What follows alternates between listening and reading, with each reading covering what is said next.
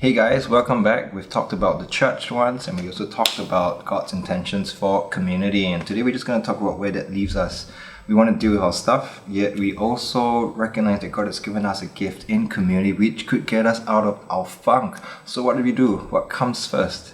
Alright, I came across this cartoon a few days ago and I thought that it would give us a glimpse into something very simple but very profound into how we could be like in a community. It depends on our mindset and perspective. So, cups. What is its purpose? I think the purpose of a cup is to hold water and to transport water either to a person or to a plant, or if you're cooking, to a pot. Right? And if we can see us, a community, as a gathering of cups, of vessels, then we are gathered to be filled to fulfill that which we've been created for. What do we get filled with? Obviously things from God. Some of us find that we want to be filled with things, or we want to get filled with things from people, alright? And so that is what we get filled with. What is our purpose as individuals created in the image of God? Is it not to love God with all our heart, soul, mind, strength, and also to love our neighbors as ourselves? How do we love our neighbors as ourselves? If we are all cups, we want to be filled to a full. Then to love our neighbor is to help fill them to a full. And that's as simple as it is. How do we get water out of a cup? There's 3 ways. 1, you just continue to fill water until it spills over. 2, you pour the water out. Or 3, if there's cracks in your cup, then it leaks and seeps out. These are 3 ways that God can give through you in a community. I'm going to talk about that. 1, we're very familiar with overflow, right? You give out of an overflow, you fill to an overflow, and then you give, you serve, you do whatever out of it. I think the heart is to say, don't give out of nothing, don't give what you do not have. But I think what that has very subtly built into us is a very self-centered perspective into my needs need to be filled with. I'm concentrating on my lack, and so even though you have lack, I need to get mine settled before I can give to yours. And I don't know how helpful and loving that is, because even that overflow is a small percentage of what we actually have and what we keep for ourselves. 2018, I had a lot of engagements, teaching, camps, and teaching also.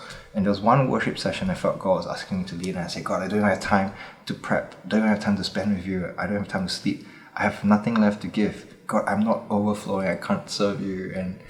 And then he said, Wayne, I don't need you to overflow, I want you to pour out whatever you have as your offering to me, as your act of faith that I will carry you through.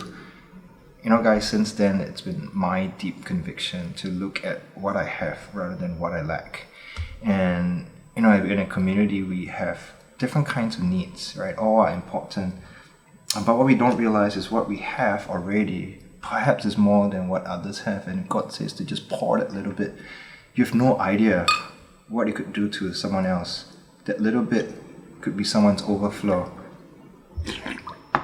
But we won't know unless we submit ourselves to the Lord and obey what He calls us to do. God can give through your brokenness, meaning your pains, your suffering, things that we've gone through. That's very subtle and we don't think a lot because that's shameful. But if you read Psalms 51, it says, broken and a contrite heart and spirit, these are things that God will not reject. Perhaps your pain, your suffering, your brokenness is your most beautiful gift you can give to Him. But you give that to others, and for others to see that they are not alone, to see that despite all this, you're still holding on to God. God gives grace to the humble, and He opposes the proud, right? And so, as God gives through your brokenness, you may not realize it, but it is a very beautiful process. So, a friend asked me after the last video, how do you keep giving without being drained or spent? And my answer to him, which will be my answer to you, is to pour out, is to not hold on to, do not hoard any of these things. Because in our giving, it is our act of faith, and we can see it as a sacrifice, or we can choose to say that this is my offering to you, God. I'm offering you something that's of worth, that cost me. And if this brings you joy, then it is my act of faith to say that, God, I trust that you are faithful and you pour into this area of my life again. We start to then be familiar or be aware of God's economy. It doesn't make sense, but it brings life. So here are we, right? Here we are. Our stuff and a community that God has given us to not be alone, but to be one with.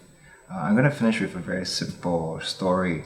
A boy and his sister, they went to the beach and they went to pick seashells, and after a long time they came back with all different kinds of shells, and you're like, wow, I like that, I like that, I like that. And so they said, you know what, let's just pick 3 of our best and we're going to give to one another. So they spent 15 minutes looking through, and the boy looked at all his shells like, I like all of them, I'm not going to give any, I don't want to give any of it away, but okay, I'm going to give 2 and I'm going to give 1 that I don't like.